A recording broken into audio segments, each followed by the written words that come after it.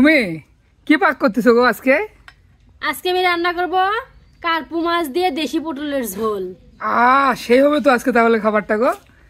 হ্যাঁ হ্যাঁ, এই যে পটল, দেশি পটল, আমাদের বছরের প্রথম দেশি পটল, তাই না? হ্যাঁ, কিনে আনছিলেন, ফ্রিজে রেখে দিয়েছিলাম, নিজেও জানি নাই, মনে ছিল না, তাই আজকে বার করলাম যে রান্না করি, একটু ভালোই লাগবে নাকি। না আবার আলাদা করে মাছ রাখছো মাথাটা? এখানে মাছ রাখছি কড়াইয়ের মধ্যে, অতগুলো একবারে আটে নাই।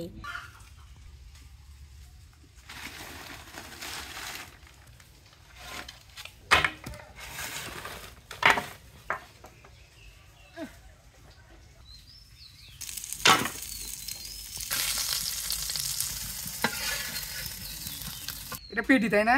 হ্যাঁ, খান, গরম গরম ভাজা তো ভালো লাগবে, খান।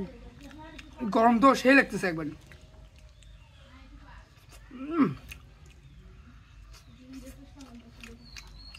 তুমি একটু নাও। না, আমি খাবো না, একটু নাও।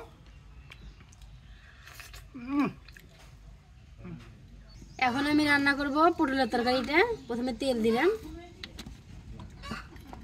তেল গরম হয়ে গেছে, পেঁয়াজ দিব,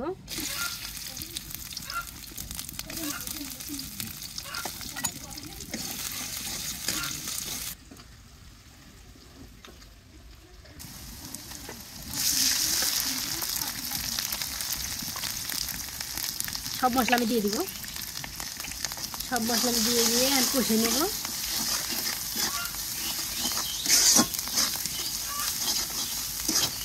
কষানো হয়ে গেছে, তরকারিগুলো দিয়ে দিব।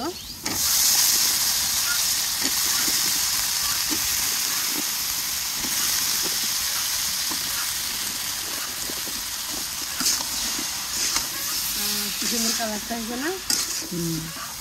সেই সুন্দর কালারটা দেখা যাচ্ছে। মেন কথা তোমার হাতের রান্নাটাই অন্যরকম।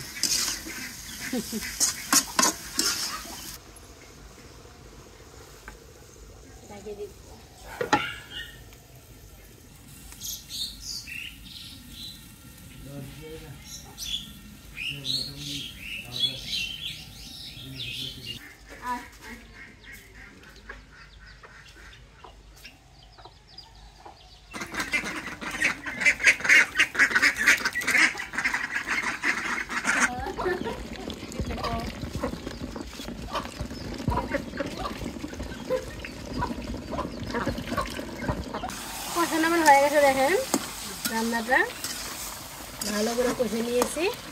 এখন আমি ঝোল দিয়ে দিব এবং তার সাথে মাছগুলো দিয়ে দিব। ঝোল দিয়েছি, এখন মাছগুলো দিয়ে দিব, একবারে দিলাম।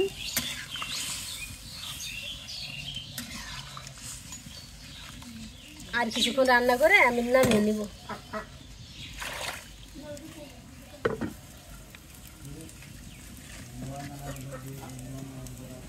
তো রান্নাটা হয়েছে মনে হয়, তো হয়েই গেছে রান্না।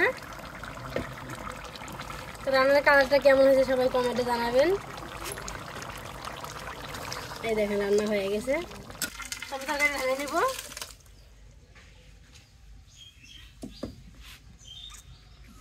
এই যে আমার তরকারি ফাইনাল লুক।